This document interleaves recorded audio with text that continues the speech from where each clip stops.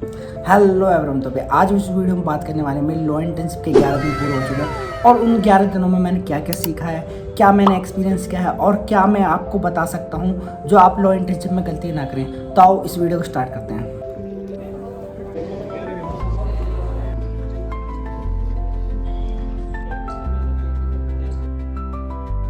सबसे पहली चीज़ जो मेरे लगता है कि आप सवाल पूछने से मत डरो। जब मैं बेसिकली इंटर्नशिप के लिए गया था पहले दिन, तो मैं कहीं ना कहीं बहुत घबराया हुआ था और मुझे बहुत ज़्यादा डर लग रहा था, क्योंकि मुझे लग रहा था कि अब मैं जाऊंगा और कहीं ना कहीं मेरे सीनियर इंटर्न होंगे जो मुझसे पहले इंटर्नशिप कर रहे हैं, मुझसे पहले सीख रहे हैं, तो उनको मुझसे कहीं ना कहीं ज़्यादा आता होगा, वो मुझसे ज़्यादा जानते होंगे, वो मुझसे मतलब बहुत सारी चीज़ें थी मन में जो आ रही थी। उसके बाद मैं गया, मैं भी थोड़ा घबरा रहा था, पर मैंने जो चीज़ देखी वो मैं देख के शौक हो गया कि जो चीज़ उनको अब आ रही है वो चीज़ बहुत ज़्यादा पहले आ जानी चाहिए थी। क्लाइंट अपसेंट हो जाता है, उसको भरने को कहा जाता है, तो और उसको कोर्ट में जमा करने के साथ ही तारीख लेनी होती है और उसमें कोर्ट में बताना होता है कि आपका जो क्लाइंट है वो कहीं ना कहीं क्यों अपसेंट है। तो उस बारे में ये चीज़ें कहीं ना कहीं एक इंटर्न को जो नया आता है उसको सिखानी चाहिए।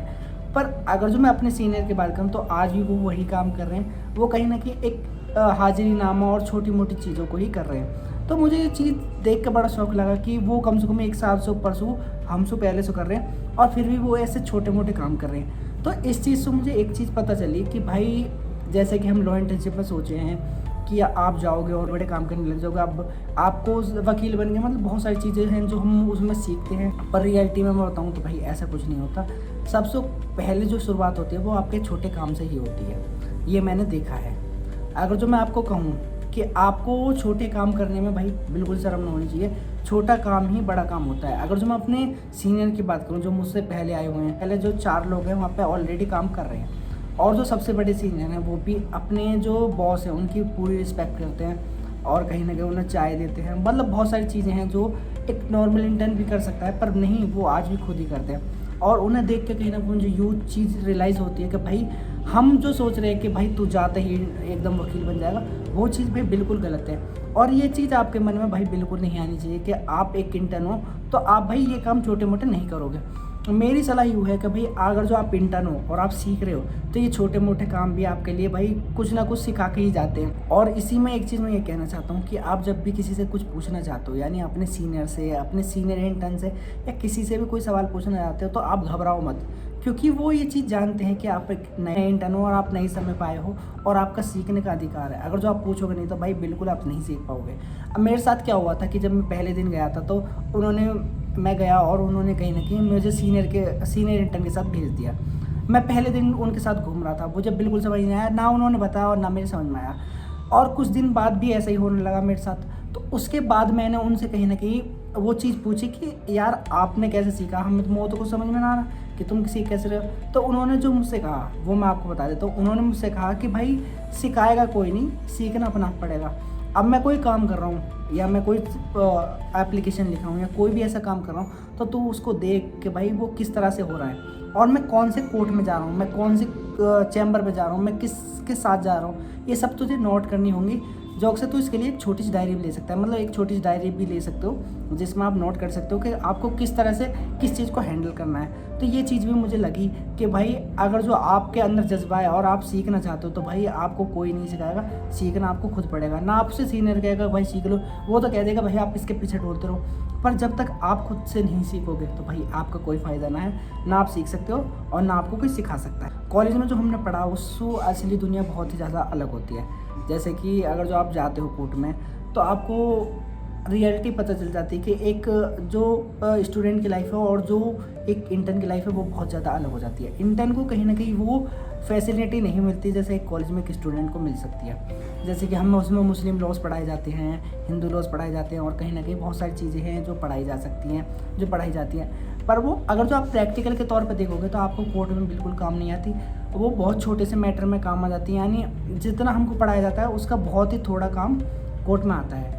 तो इसलिए मैंने यूँ सीखा है कि भाई अगर जो आपको प्रैक्टिस करने का मौका मिल रहा है और आप पहली साल से ही जाना शुरू कर दो तो भाई आपके लिए और ज़्यादा फ़ायदा हो जाएगा। क्योंकि अगर जो आप सोच रहे हो कि भाई मैं 3rd ईयर में हूँ तो मैं 3rd ईयर पास करके जाऊँगा, या मैं 5 ईयर में हूँ तो मैं 5 ईयर पास करके जाऊँगा, तो भाई आप उतना ही लेट हो जाओगे। मतलब जैसे कि आप सोच रहे हो कि मैं 3 साल की LLB कर रहा हूँ तो मैं 3 साल बाद जाऊँ और फिर मैं कहीं ना कहीं 1 साल में सीख जाऊँगा। तो भाई लॉ इंटर्नशिप में यूँ सबसे बड़ी गलत चीज़ है, आप जितना पहले जाते हो उतना आप सीखते जाते हो, क्योंकि लॉ एक समुद्र की तरह है और उसमें इतना सारा ज्ञान है। जितना आप साल दोगे भाई आप उतने ही गहरे समुद्र में उतर पाओगे और उतनी ही जल्दी सीख पाओगे।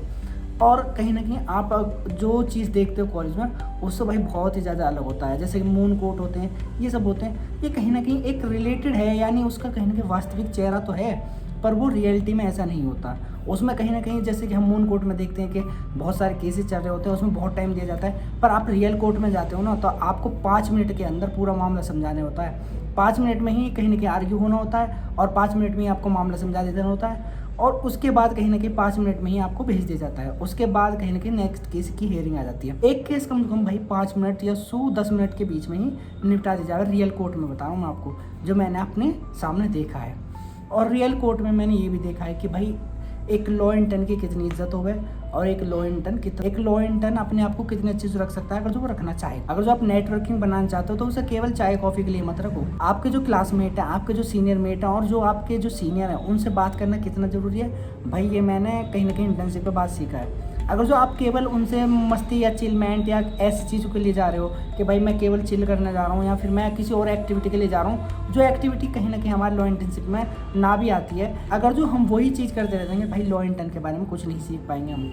लॉ इंटर्नशिप के बारे में अगर जो मैं बताऊँ तो भाई आप अगर जो बिल्कुल मस्ती के मूड में जा रहे हो तो भाई मैं तो फुल मस्ती करूँगा, मैं तो फुल मज़े लूँगा, तो भाई यू गलती आप बिल्कुल मत करिए। अगर जो आप सीरियस मूड में हो जाते हो कि भाई आप सीरियसली सीखना चाह रहे हो तो जब आप कोर्ट में जाना, अगर जो आपको फ्री का पैसा है और आपको फूकना है तो भाई आप जा सकते हो, कोई मना ना है, क्योंकि लॉ इंटर्नशिप में आपको पैसा तो मिलता ना है, सब बात यूँ है। पर अगर जो आप पैसा भी ना मिल रहा है और पैसे फूक के आप जा रहे हो, अपना किराया लगा रहे हो, अपने बहुत सारे चीज़ें फालतू में कर रहे हो और फिर भी आप कुछ ना सीख रहे हो तो भाई आपको फिर जाने का कोई फ़ायदा ना है। अगर जो आप मस्ती कर रहे हो, लोगों के साथ घूम रहे हो, बस किसी का एडवांटेज लेने जा रहे हो तो वो चीज़ गलत लगती है। अगर जो आप इंटर्नशिप में ना सीख पा रहे हो तो भाई आप अपना पैसा बर्बाद कर रहे हो। अगर जो आपके पास पैसा बतेरा है तो भाई बर्बाद करो, कोई मना ना है, पर सीखने की अगर जो इच्छा है तो भाई जब भी आप इंटर्नशिप करने जाओ, मेरा तो मानना ही है। चौथी बात कहीं ना कहीं करना चाह रहा हूँ मैं टाइम मैनेजमेंट की। अगर जो आप एक इंटर्न हो तो आपको टाइम मैनेजमेंट का होना चाहिए। जैसे मैं शुरू में गया तो भाई मुझे लगा कि 12 बजे का बाद जो है हमारे सारे काम निपट गए, तो हम चले गए घूमने, हम घूम रहे हैं, मतलब मैं घूम रहा हूँ और मैं फिर रहा हूँ और मैं देख रहा हूँ कोट वोट। तो यूँ कुछ दिन बाद मुझे मेरे सीनियर ने एक बात कही कि आप जब आ रहे हो तो आप ये भी देखना, आपको डिसाइड करना होता है कि आप किस तरह से एक कोर्ट में बिहेव करते हो, यानी आप एक कोर्ट में किस तरह से रहते हो। अगर जो आप चाहते हो कि आप 12 बजे के बाद फ्री हो और आप घूमना चाहते हो, आप देखना चाहते हो, दूसरे चैम्बर में जाना चाहते हो, तो एक हद तक ठीक है कि आप जा रहे हो, कोई दिक्कत नहीं है। पर एक हद बाद कहीं ना कहीं आपकी जो रिस्पेक्ट है, जो आपका बिहेवियर है, जो आपकी जो भी डिग्निटी है वो कहीं ना कहीं ख़त्म होने लग जाएगी। सब आपको जो सीनियर होंगे, आपके जो सीनियर चैम्बर वाले होंगे, जो सीनियर लॉयर होंगे, वो आपको किस तरह से किस नज़र से देखेंगे वो थोड़े दिन में आपको समझ में आने लग जाएगा। जैसे कि अगर जो आप जाते हो तो आपको वो एक देखते हैं कि हाँ ये वकील साहब हैं, इनसे थोड़ा आप अपनी रिस्पेक्ट मेंटेन करो। कोई इंटर्न है कि रिस्पेक्ट मेंटेन करने वाला है, अगर जो वो आपको समझेंगे कि आप ऐसे डोलने वाले हो, आप तो बस मज़े के लिए आ रहे हो, आप तो फालतू में डोलते रहते हो, तो भाई आपकी कितनी रिस्पेक्ट रह जाएगी वो आप भी जानते हैं और वो हम भी जानते हैं। तो इसलिए मैं कहता हूँ कि अपने टाइम का थोड़ा उपयोग करो। जैसे कि कोई भी काम है, अगर जो आपके सीनियर के पास है ड्राफ्टिंग है तो आप ड्राफ्टिंग देख के सीखो, डेडलाइन के समय पर पूरी करो। तो ये कहीं ना कहीं टाइम मैनेजमेंट का आप फ़ायदा उठाओ। मेरे हिसाब से जो मैं मानता हूँ कि भाई आपको टाइम मैनेजमेंट का बहुत ज़्यादा फ़ायदा उठाना चाहिए। मेरे हिसाब से आप जाते हो, आप कोर्ट के बारे में सीखो, यानी बहुत सारे कोर्ट होते हैं, जैसे चीफ जस्टिस का कोर्ट होता है और मजिस्ट्रेट का कोर्ट होता है और कहीं ना कहीं सेशनल कोर्ट होते हैं और भी बहुत सारे थाने की तरह कोर्ट भी होते हैं, जैसे कि एक इलाके का थाने के कोर्ट होते हैं और महिला कोर्ट होते हैं। तो आप ये भी सीख सकते हो कि कितने सारे कोर्ट होते हैं और कौन से कोर्ट में कौन से मामले को ले जाया जाता है, तो ये आप सब चीज़ सीख सकते हो।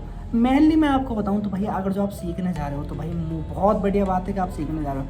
अगर जो आप मस्ती करने जा रहे हो तो फिर भाई आपको कोई फ़ायदा ना है इंटर्नशिप करने का। सही बता रहा हूँ मैं, जब मैं इस तरह से जा रहा था, जब मैं अपनी मतलब मस्ती कर रहा था 5-6 दिन में ही, तो सीनियर ने मतलब ये चीज़ मुझे समझाई और मेरे दिमाग में कहीं ना कहीं ये चीज़ आ गई कि हाँ भाई डोलने से कोई फ़ायदा ना है। यूँ यहाँ में किसी का नुकसान नहीं होता, ना सामने वाले का नुकसान है, ना हमारे जो सीनियर बैठे हैं उनका नुकसान है, यूँ तो भाई अपना नुकसान है ना।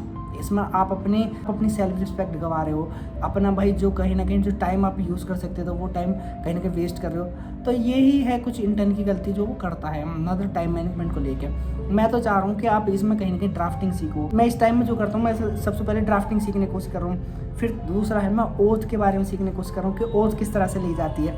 ओथ भी एक मैनेजमेंट होता है, अगर जो आप ओथ के बारे में जानना चाहते हो तो मैं उसके लिए वीडियो डाल दूँगा, आप मुझे कमेंट करके बता सकते हो। तीसरी चीज़ है कि मैं इसमें सीखने की कोशिश कर रहा हूँ कि कौन कौन से कोर्ट किस मामले को देखते हैं। और चौथा होता है कि मैं हेयरिंग सुनने जा रहा हूँ, एक जजमेंट किस तरह से होता है, दो वकील किस तरह से आर्ग्यूमेंट करते हैं, उस बारे में मैं सीख रहा हूँ। और पांचवी चीज़ है मैं इसमें ये सीखता हूँ कि एक क्लाइंट को किस तरह से मैनिपुलेट किया जाता है। मेरे जो सीनियर हैं उनके पास बहुत ज़्यादा क्लाइंट आते हैं और मैं सीनियर को देखता हूँ कि भाई वो कितनी अच्छी तरह से उनको मैनिपुलेट करते हैं, वो किस तरह से उनको ऐसा विश्वास दिलाते हैं कि भाई ये केस तो आपके हाथ में है, चाहे तो वो जुर्म करने वाला हो या जिस पर जुर्म हुआ है वो होने वाला हो, कोई सा भी हो, वो दोनों को इस तरह से समझाते हैं कि जैसे वो केस जीत रहे हैं। और वो लोगों को मैनिपुलेट करते हैं कि वो उन्हीं के पास केस लड़ाएं, और लोग कहीं ना कहीं ऐसे हो भी जाते हैं, उनकी बात मान भी जाते हैं और वो उनके पास ही केस लेके आते हैं। तो ये कुछ चीज़ें जो भाई मैंने बहुत अच्छी तरह सीख ली हैं और मैं आपसे भी कहना चाहता हूँ कि ये चीज़ें आप सीखो, टाइम निकाल, फीडबैक को अपना दोस्त बनाएं। फीडबैक, हाँ जी, फीडबैक को अपना दोस्त बनाएं। देखो मैं आपको एक चीज़ बताता हूँ कि देखो जो अपनी गलतियों पर जो फीडबैक को सुधार का जो मौका मिले आपको, वो सुधार करना आपके लिए बहुत ज़रूरी है। ये दिखाता है कि आपकी सीखने की ललक कितनी है, यानी आपका ग्रोथ माइंडसेट कैसा है। जब आप एक अच्छे ग्रोथ माइंडसेट से सीखते हो, आप अच्छी स्किल सीखते चले जाते हो, तो भाई कहीं ना कहीं आपका जो एक्सपीरियंस है, आपका जो नॉलेज है वो बढ़ता चला जाता है। और हर कंपनी कहीं ना कहीं ऐसे बंदे को ढूंढती है जिसके पास नॉलेज है, जिसके पास एजुकेशन है, जिसके पास सब कुछ है। ऐसी कंपनी कहीं ना कहीं ऐसे बंदों को ही सर्च करती है। अब आप सोच रहे हो कि मैं कंपनी क्यों कह रहा हूँ, क्योंकि भाई अगर जो आपको पैसा कमाना है और आपको एक अच्छी फील्ड में उतरना है तो आपको कहीं ना कहीं एक फर्म की ज़रूरत होती है। और फर्म किसी ऐसे को एर गैर को हायर नहीं करती, फर्म ऐसे व्यक्ति को हायर करती है जिसके पास नॉलेज है, जिसके पास एजुकेशन है, जिसके पास एक्सपीरियंस है, उस बंदे को कहीं ना कहीं हायर करती है। अगर जो आपको भी एक सही बंदा और सही एजुकेशन मिलती है और आप सीखने की तरफ फोकस होते हो तो आप एक अच्छे इंटर्न बन सकते हो। और जो काम 5 साल में होने वाले उसको कहीं ना कहीं आप 1 साल में निपटा के अपने एक फर्म में नौकरी कर सकते हो और एक बढ़िया इनकम जनरेट कर सकते हो। अगर जो मैं आपको एक फर्म के लॉयर की इनकम बताऊँ ना, 25,000 से शुरू बात है, तो आप देख लो लास्ट कितने पे होती होगी। तो ये तो कुछ मेरे 5 मुख्य सबक जो मैंने इस इंटर्नशिप में सीखे हैं। अब आप इसमें से क्या चीज़ मानते हो और क्या चीज़ नहीं मानते हो, क्या आपको लगता है मैंने सही पॉइंट्स बताए हैं या नहीं बताए हैं, वो आप कमेंट करके बता सकते हो। मैं आपके कमेंट का भाई इंतजार करता हूँ और मैं बिल्कुल उसका पढ़ के रिप्लाई भी देता हूँ। तो thank you so much for watching.